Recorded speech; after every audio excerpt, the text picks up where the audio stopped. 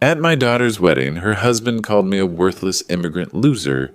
I'm James Anderson, and I'd stayed quiet for 2 years. What Brandon Miller didn't know was that his fancy investment banking firm paid me $2.3 million in rent every year. He didn't know I owned 38 downtown office buildings, including the one where he worked. Tonight, his arrogance would cost him everything he'd built. Because when you humiliate a billionaire who's been hiding in plain sight, the consequences come with compound interest. I reached into my briefcase and pulled out a single document. My hands didn't shake. My voice stayed level. But the paper I held would end his career in 72 hours. If you're watching this, please subscribe and let me know where you're watching from. Have you ever been underestimated because of how you look or sound? Here's how a quiet immigrant taught an entitled banker that respect isn't something you inherit. It's something you earn and lose. 2 years ago, when Sarah brought Brandon home for the first time, I knew we had a problem. He walked into our modest 3-bedroom house in Cedar Park, Texas, and I watched his eyes do a quick scan. The worn leather couch I'd had for 15 years, the small TV mounted on the wall, the family photos showing me in work clothes, concrete dust still on my boots. "So, Mr. Anderson," he said, settling into our recliner like he was interviewing me, "Sarah tells me you're retired from construction work." The way he said construction work made it sound like a disease. "Built houses for 35 years, I replied. "Good, honest work." Brandon nodded with that smile people use when they're trying to be polite about something they find disappointing. That's admirable. Manual labor is so important for society. Sarah shot me a look. She knew that tone. Over the next 2 years, the comments got more frequent, more pointed. At family dinners, Brandon would steer conversations away from my stories about job sites and building projects. When I mentioned fixing something around the house, he'd joke about blue-collar solutions. When Sarah's friends visited, he'd introduce me as Sarah's dad, who worked construction. Never Jim, never by name. Just Sarah's dad, who worked construction. The worst part? Sarah started doing it too. "Dad, Brandon's colleagues are coming to dinner," she'd say. "Maybe wear the blue shirt instead of the flannel." "Don't mention the duplex rentals," she'd add quietly. "They might not understand." What she didn't know was that those duplex rentals had grown into something much bigger. At their engagement party last spring, Brandon gave a speech to his Morgan Stanley colleagues about marrying into a humble working-class family. He talked about how it would ground him and help him remember his values. 200 people applauded while I stood there, holding my beer, feeling like a museum exhibit. "My father-in-law taught me that honest work comes in many forms," Brandon said, raising his glass toward me, "even if it's not in a boardroom." The laughter was polite but pointed. I could have spoken up then, could have shown him the business cards in my wallet, the property deeds in my home office, the Forbes article from 2018 that called me one of Texas's quiet titans. But I didn't. Why? Because Sarah loved him. Because she was happy. Because I remembered what it felt like to be 28 and trying to build a life. When I came to America from Ireland in 1983, I had $340 in my pocket and a thick accent that made people assume I was uneducated. I'd learned to stay quiet, work hard, and let my results speak for themselves. For 40 years, that strategy had served me well. But tonight, at the Fairmont Austin Hotel, surrounded by 180 wedding guests, Brandon Miller was about to learn the difference between staying quiet by choice and staying quiet because you're weak. The reception was in full swing. Sarah looked beautiful in her grandmother's pearls and the $3,200 dress we'd bought at Nordstrom. The string quartet played soft jazz while guests mingled around tables decorated with white roses and gold accents. I'd paid for the wedding, all $85,000 of it. Brandon's parents had contributed exactly nothing, citing cash flow issues from his father's recent retirement. But as I watched Brandon work the room, introducing Sarah to his colleagues and superiors, I heard the same pattern over and over. This is my wife, Sarah. She comes from a modest background, but she's incredibly driven. Sarah's father is a simple man, salt-of-the-earth type. We're so different, but opposites attract, right? Each introduction made my chest tighter, because what Brandon Miller didn't know, what none of them knew, was that the quiet man in the corner, nursing his whiskey and watching their expensive suits, owned the building where half of them worked. As I stood at the bar watching Brandon introduce Sarah to his managing director, Patricia Wells, I faced a choice that would define the rest of my relationship with my daughter. Stay quiet, and Brandon would continue to diminish me for years to come.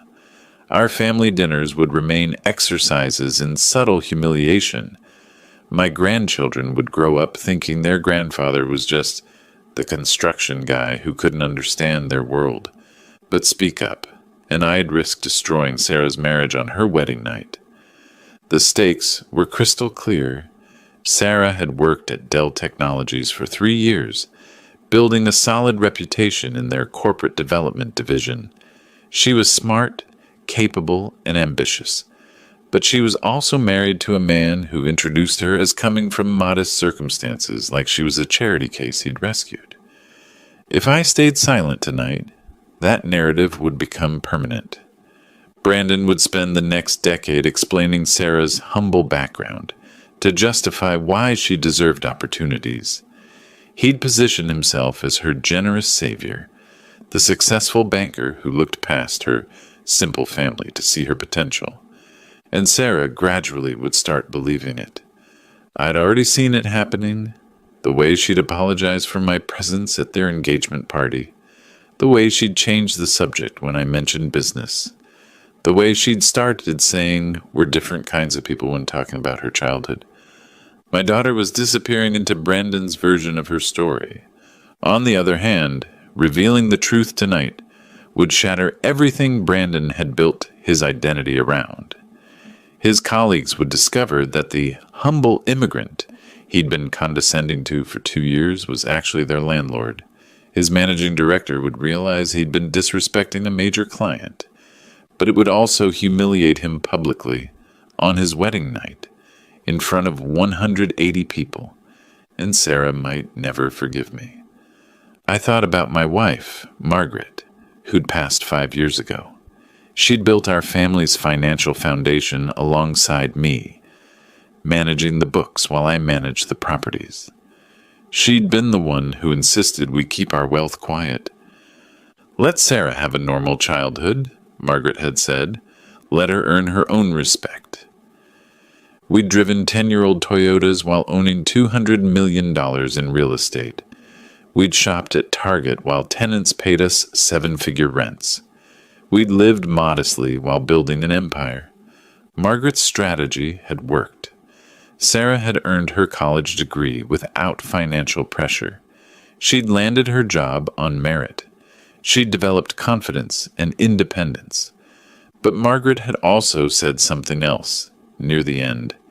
If anyone ever treats our family with genuine disrespect, you show them exactly who they're dealing with. Tonight, Brandon Miller had crossed that line. As I watched him laugh with his colleagues about marrying down, I realized that staying quiet wasn't protecting Sarah anymore. It was enabling her husband's arrogance. My silence had become permission, and Brandon Miller was about to learn that my generosity had limits. I finished my whiskey, set the glass on the bar, and walked toward my briefcase.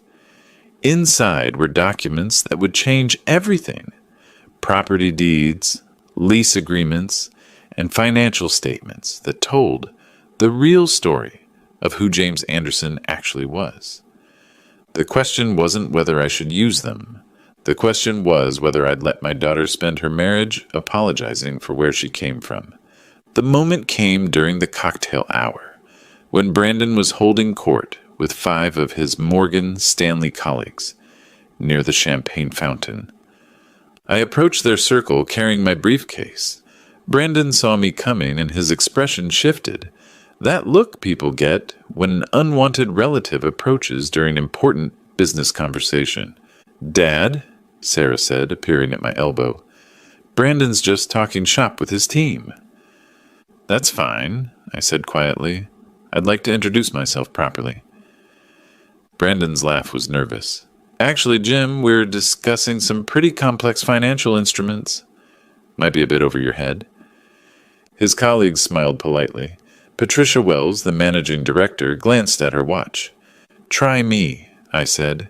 "Dad, please," Sarah whispered. Brandon's smile widened. He was enjoying this. "Okay, we're structuring a $400 million commercial real estate acquisition. Multi-property portfolio, very technical stuff." "Interesting," I said. "What's the cap rate?"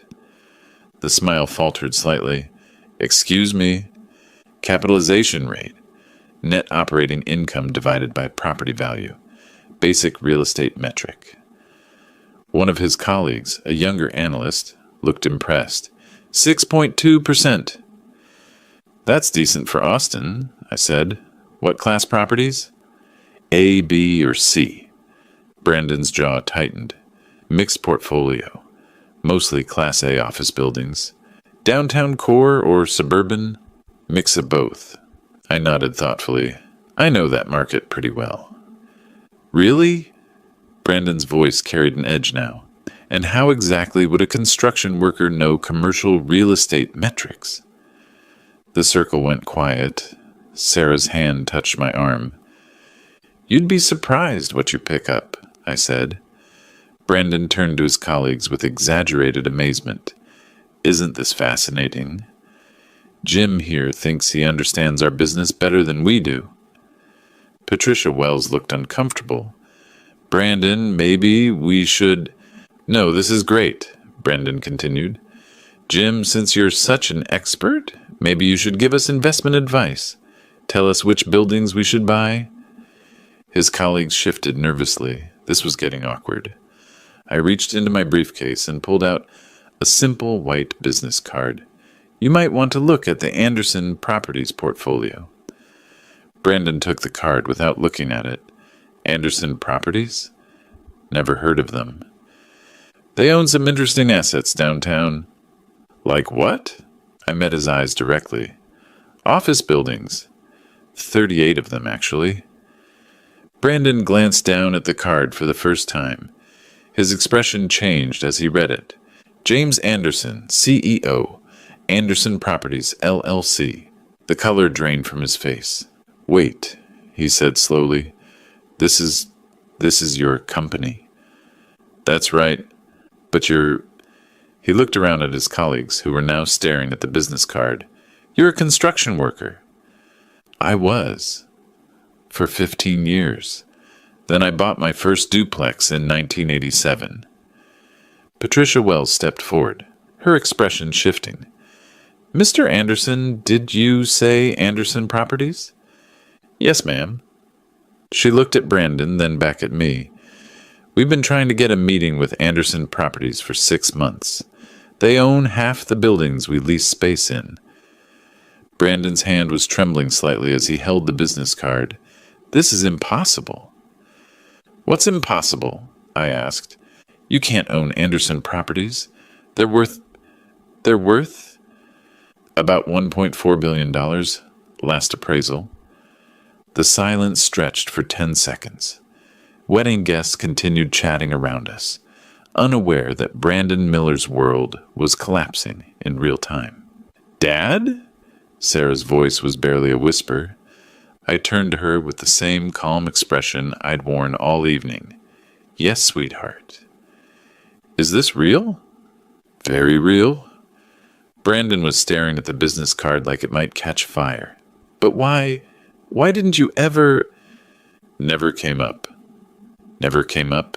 His voice cracked. You let me think you were just a... Just a what, Brandon? He looked around at his colleagues, who were now studying him with professional curiosity. Patricia Wells was clearly recalculating everything she thought she knew about this conversation.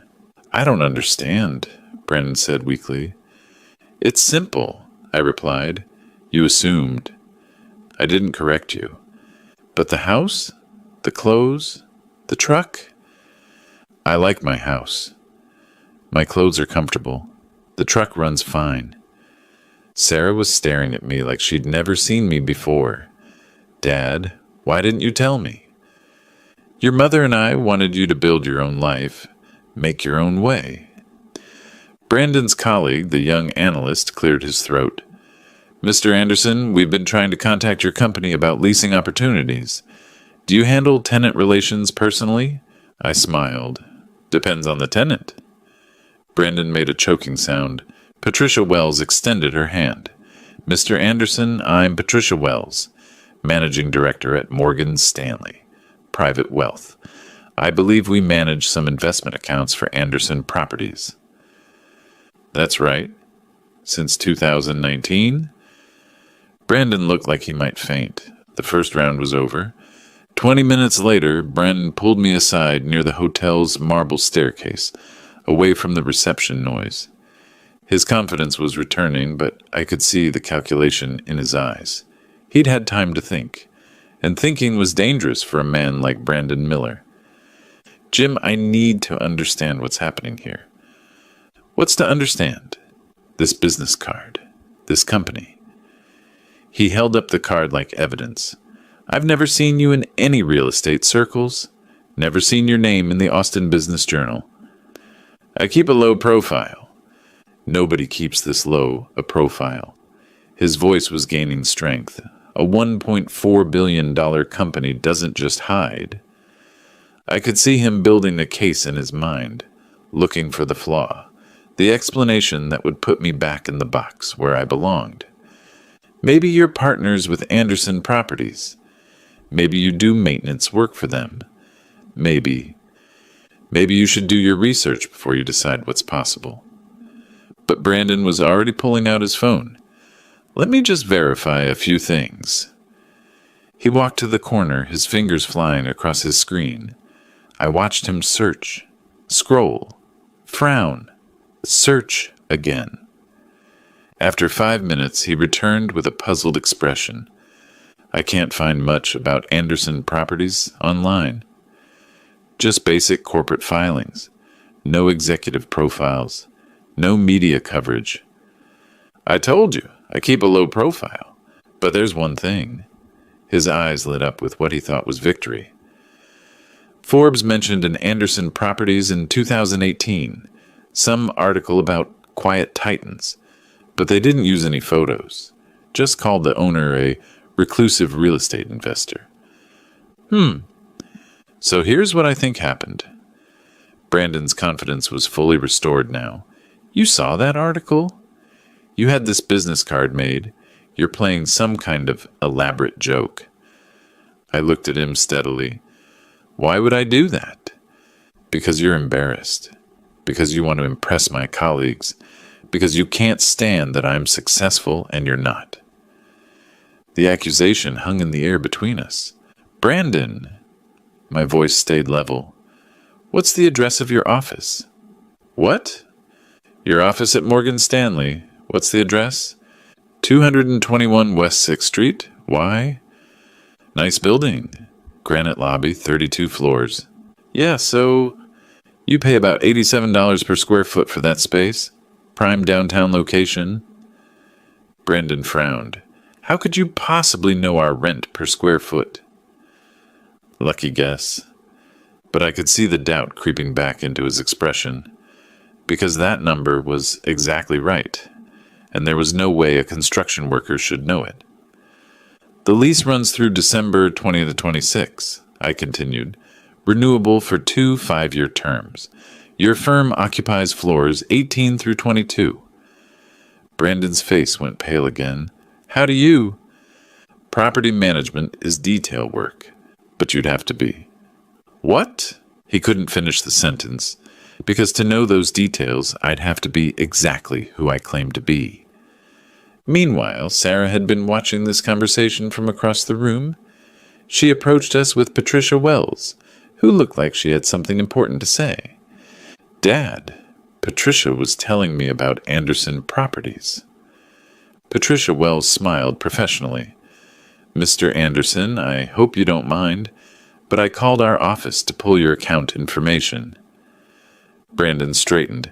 Here it was, the proof that would expose my lie. Our wealth management division handles approximately $340 million in investment accounts for Anderson Properties, LLC, Patricia continued. The account was opened in September 2019. Brandon's mouth fell open. We've been hoping to expand that relationship, Patricia said.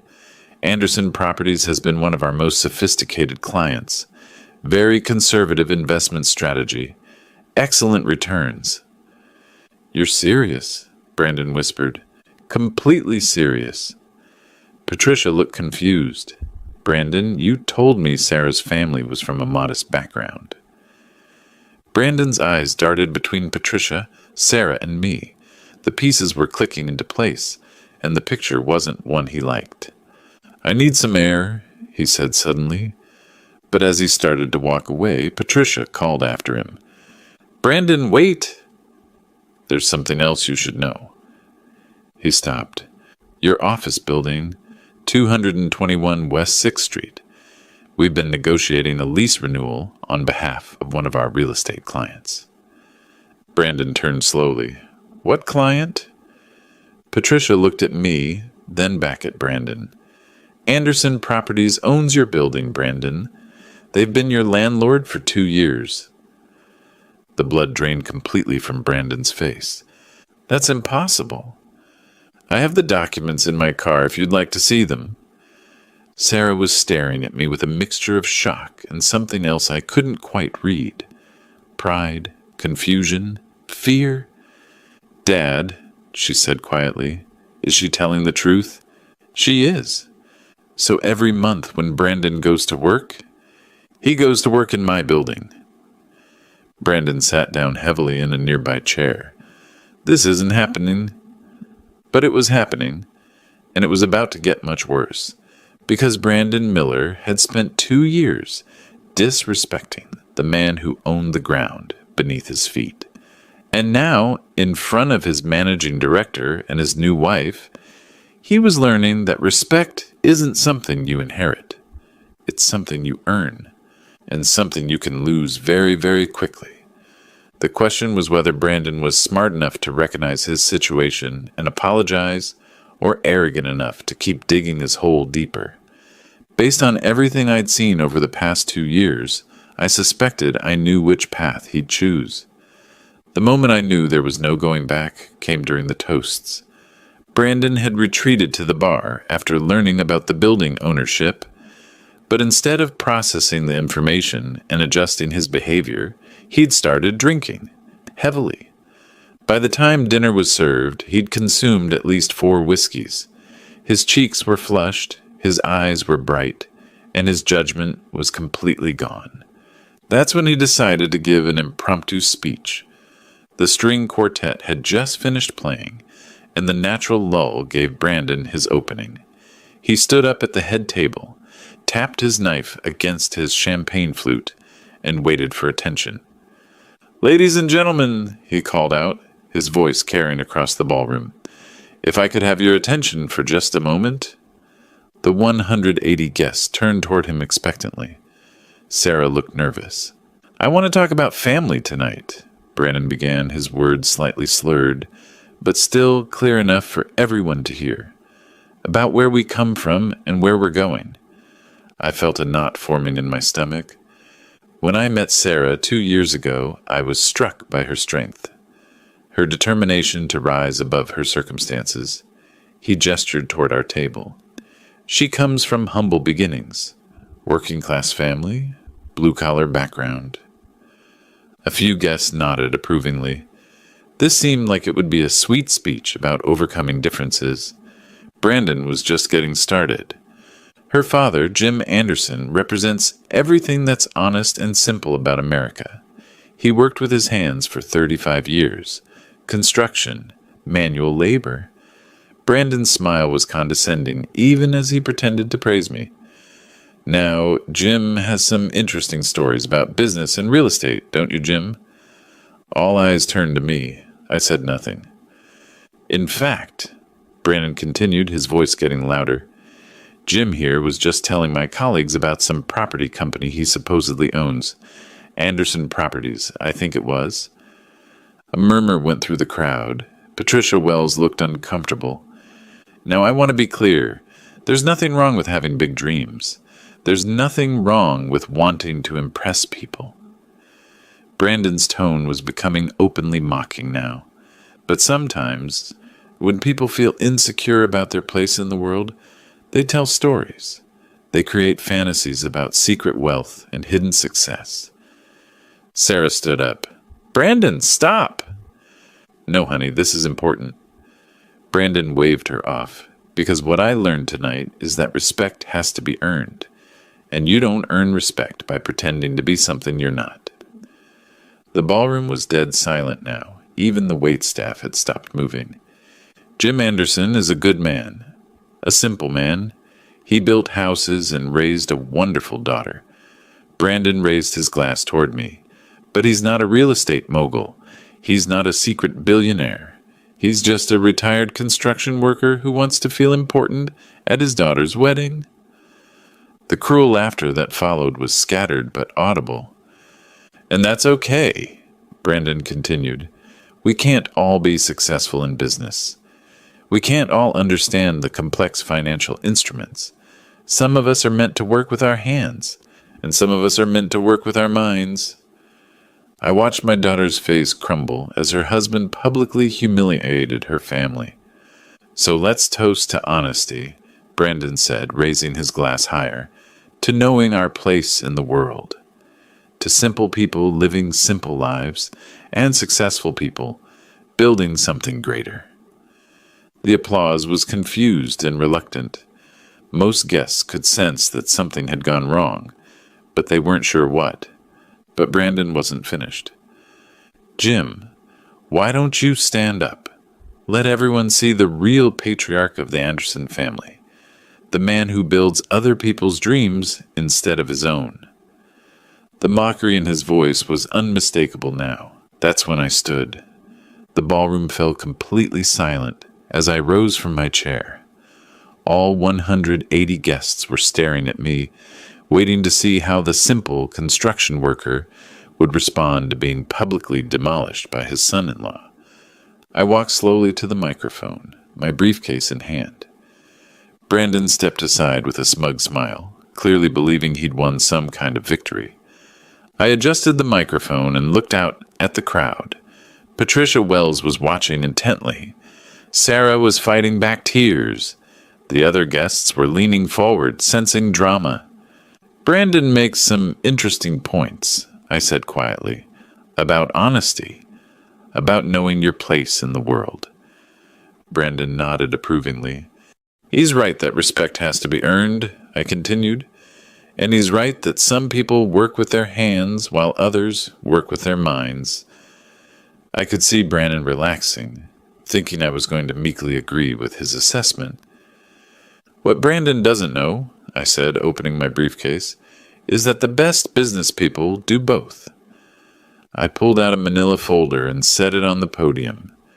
These are property deeds, I announced, 38 of them, downtown Austin office buildings, purchased between 1987 and 2023. The silence was complete now. Total portfolio value, according to the most recent appraisal, $1.4 billion. Gasps rippled through the crowd. Brandon is correct about one thing.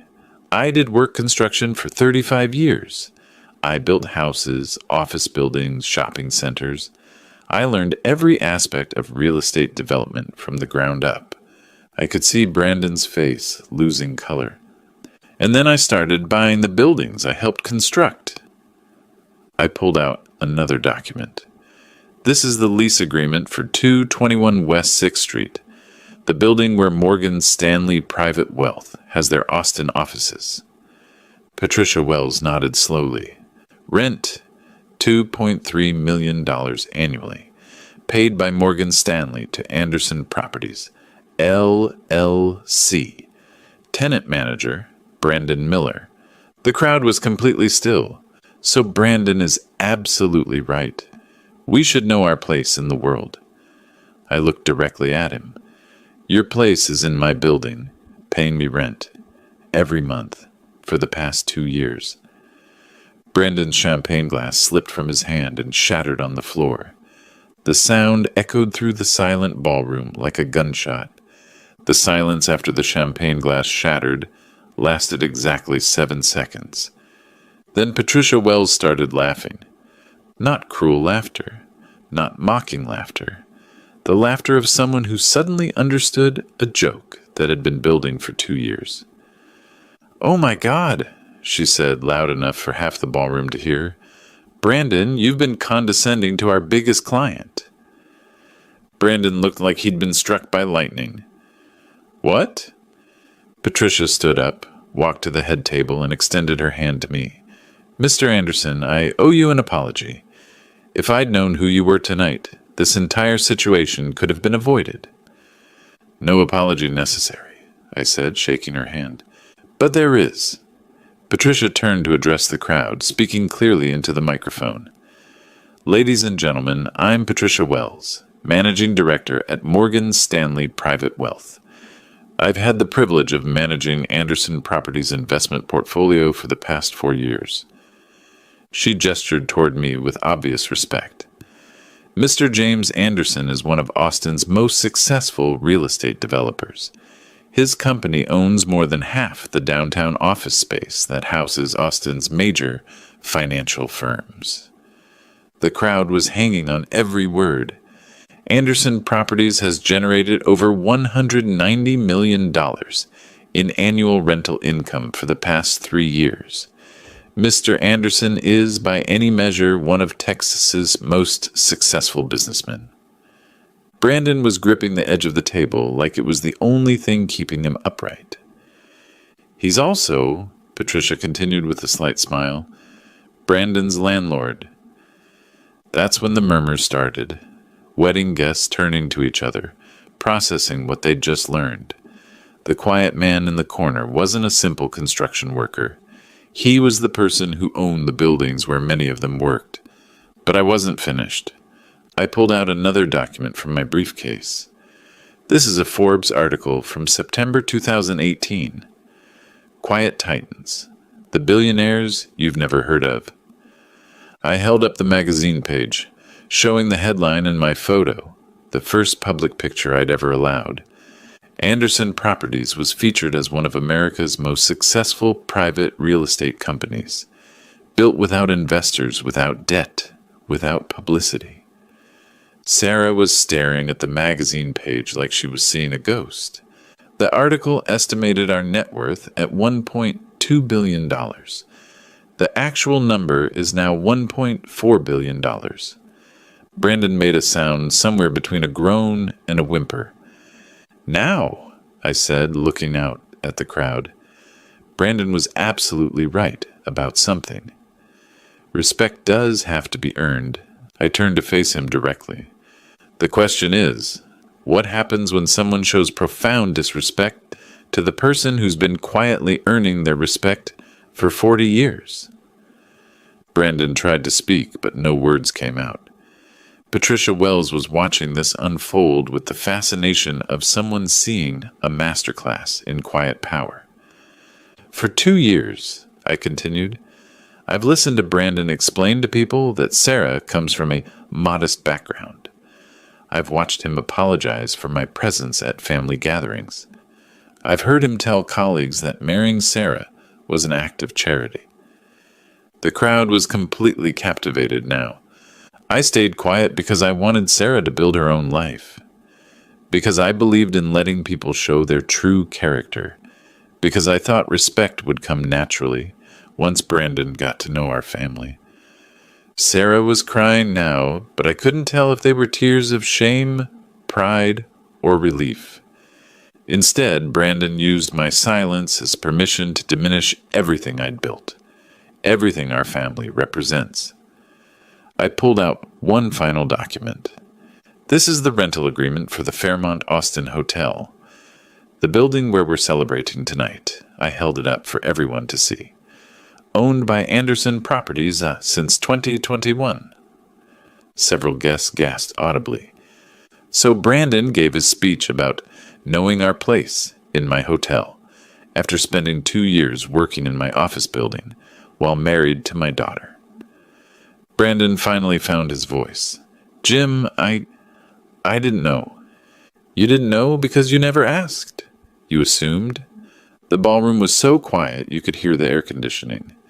You assumed that because I worked construction, I was uneducated. You assumed that because I drove an old truck, I was unsuccessful. You assumed that because I spoke with an accent, I was beneath you. Brandon's face was completely white now. But here's what you should have assumed, Brandon.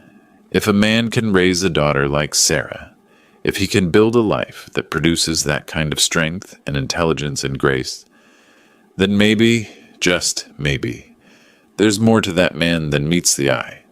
The crowd erupted in applause, but I held up my hand for silence. The tragedy here isn't that you underestimated me.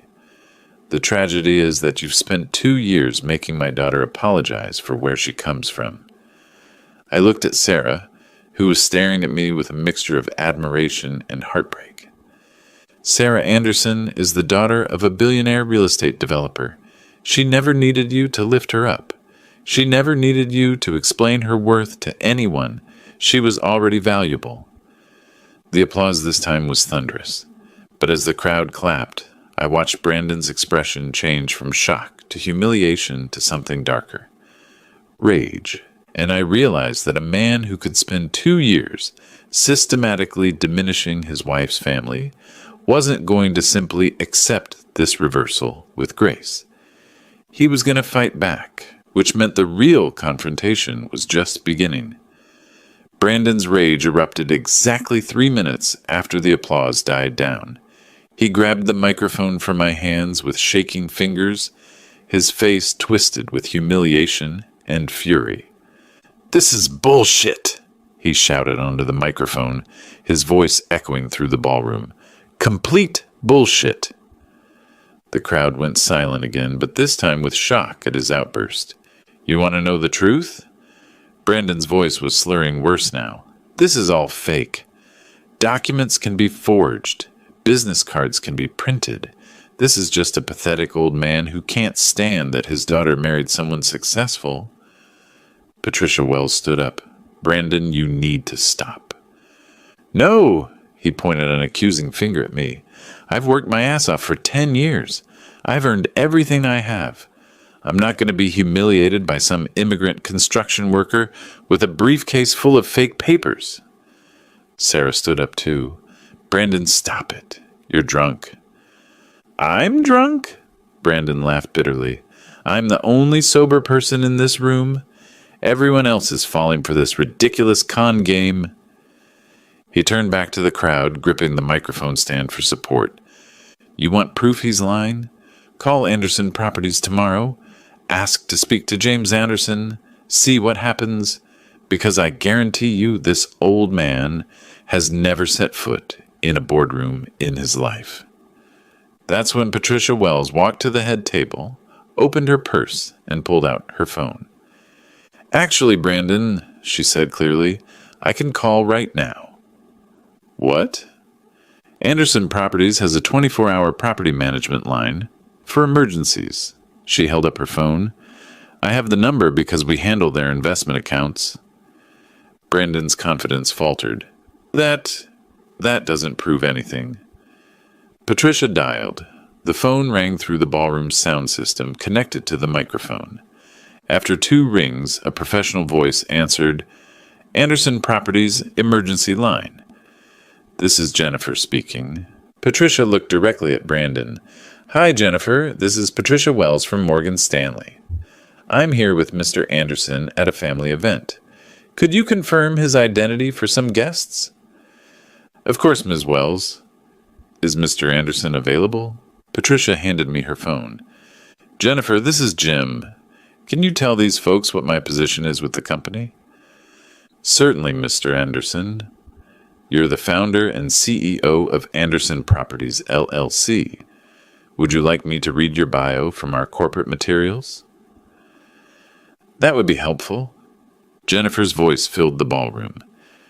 James Anderson founded Anderson Properties in 1987 with the purchase of a single duplex in East Austin. Over 36 years, he has built the company into one of Texas's largest private real estate portfolios, encompassing 38 downtown office buildings with a combined value exceeding $1.4 billion. Brandon was staring at the phone like it was a poisonous snake. The company generates approximately $190 million in annual rental income and maintains a 97% occupancy rate. Mr. Anderson is considered one of Austin's most successful private real estate developers. Thank you, Jennifer, I said, ending the call. The ballroom was completely silent. Brandon's mouth was opening and closing like a fish gasping for air. That's when I opened my briefcase one final time and pulled out a manila envelope.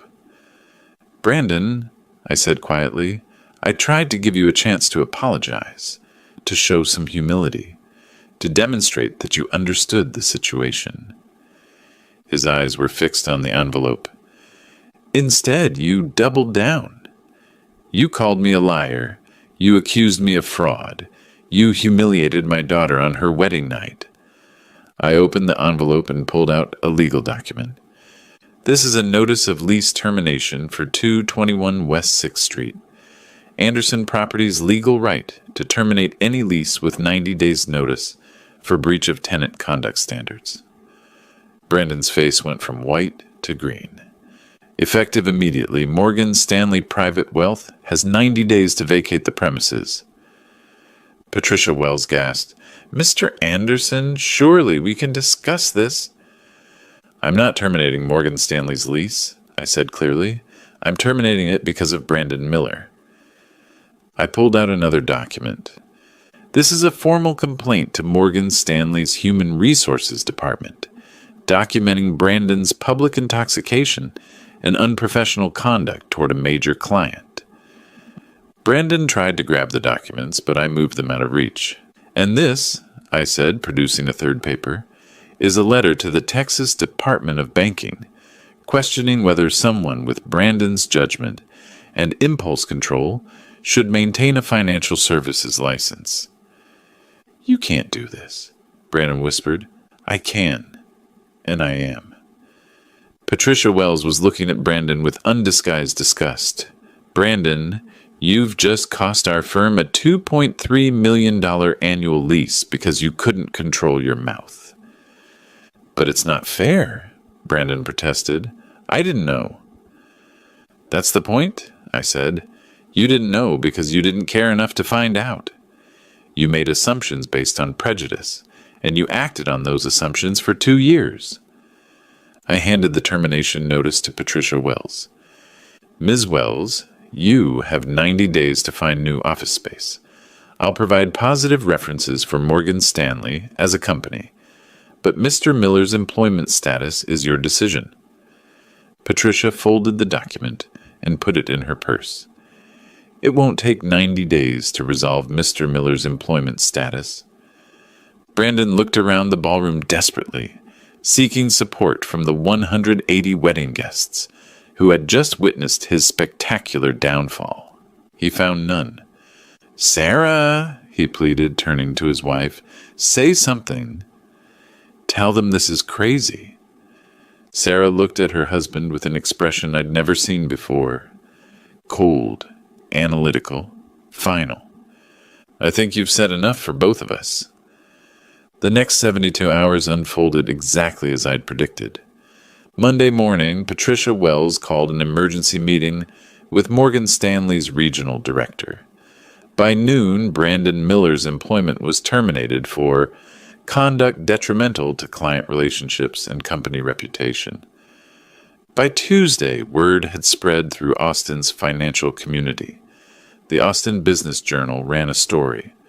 Morgan Stanley, executive fired after public confrontation with billionaire client. They didn't name Brandon specifically, but everyone in the industry knew.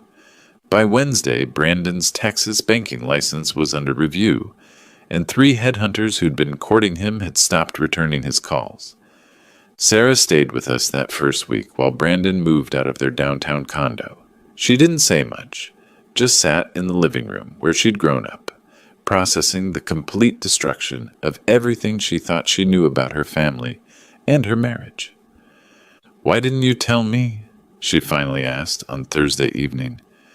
We were sitting on the back porch, watching the sunset over the hill country, the same porch where I'd taught her to ride a bike, where we'd talked about her first job, where she'd brought Brandon for Sunday dinners for 2 years. Your mother and I wanted you to be proud of what you built yourself. But Brandon made me feel ashamed of where I came from. That wasn't about where you came from. That was about his character. Sarah was quiet for a long time. Then, I should have defended you. You were trying to keep peace in your marriage. I understand that. But it wasn't peace. It was just submission. That word hung in the air between us. Sarah, look at me. She turned and I saw Margaret's eyes looking back at me. Strong, intelligent, uncompromising when it mattered. You are the daughter of Margaret and James Anderson.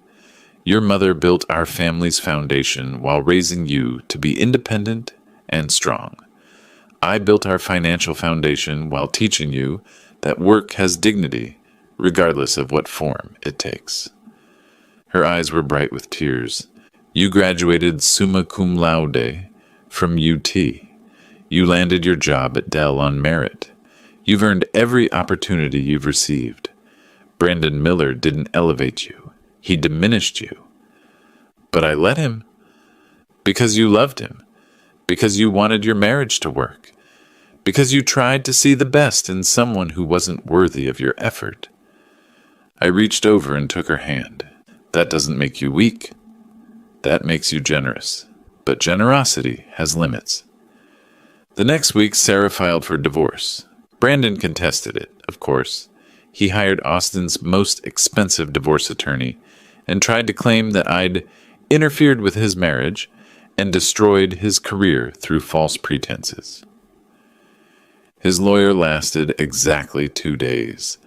The moment they saw the documentation of Brandon's behavior, the recorded evidence from the wedding reception, and the testimony from Patricia Wells, they withdrew from the case.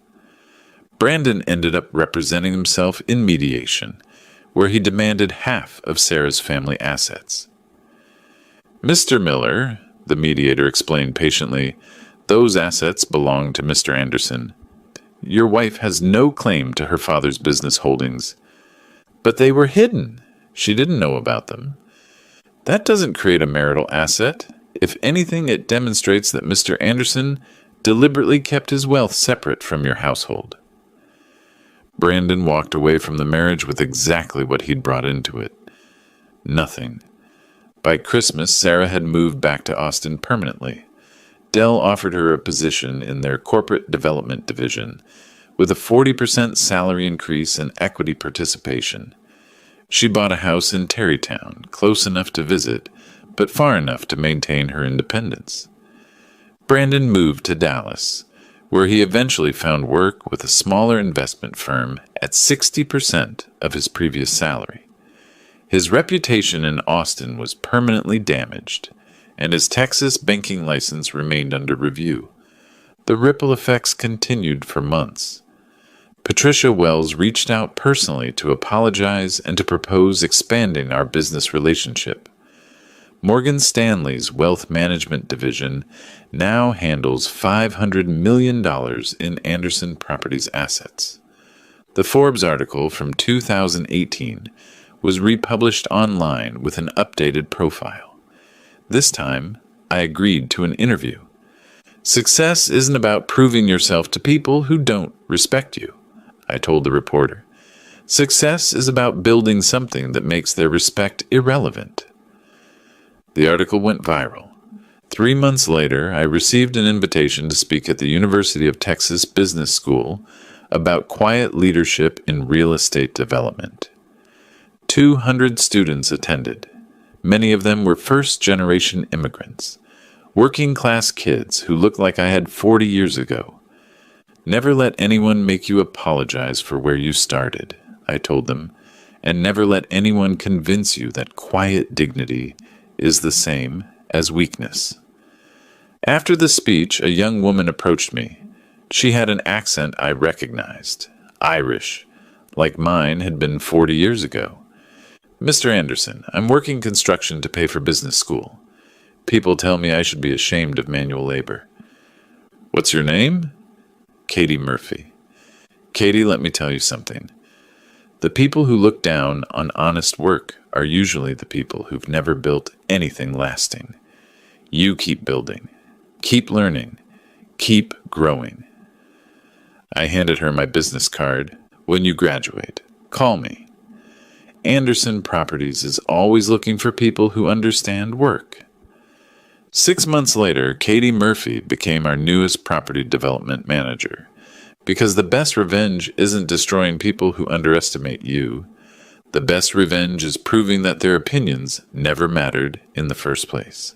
2 years later, Sarah remarried. His name is David Wilson, a software engineer who works for a startup downtown. When she brought him to Sunday dinner for the first time, he shook my hand firmly and said, Mr. Anderson, Sarah tells me you built something incredible here. I'd love to hear about your journey sometime. No assumptions, no condescension, just genuine curiosity about our family's story.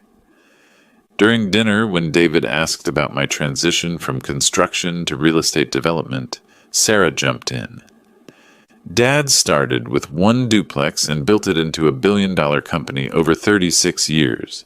He's one of Austin's most successful businessmen. Her voice carried pride, not apology. That's incredible, David said. What was your biggest challenge in those early years? We talked for 2 hours about cash flow management, property acquisition strategies, and market timing. David asked thoughtful questions and listened carefully to the answers.